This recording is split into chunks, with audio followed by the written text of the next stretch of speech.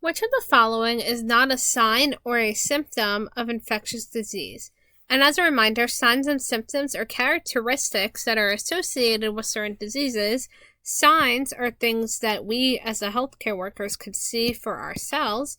And a symptom is something that the patient says or reports. For example, a sign could be if you notice redness. That could be a sign of an illness.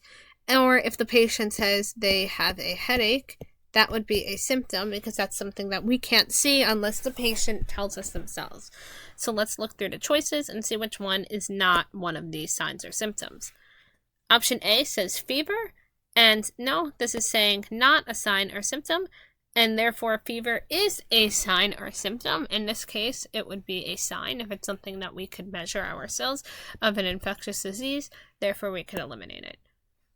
Option B says a cough, and a cough is a symptom that a patient may experience or a sign, if we see it ourselves, of an infectious disease that a patient can have. So we can eliminate that because it says not. Option C says blue eyes, and blue eyes would just be the natural color of the iris for some people if they're a blue-eyed person, and therefore that is not a sign or symptom of an infectious disease. That's just a normal finding in a patient. Therefore, we could choose that because that would not be a sign or symptom. And then option D, fatigue, definitely can be a sign or symptom in infectious disease. Particularly fatigue is a symptom because that is something a patient reports.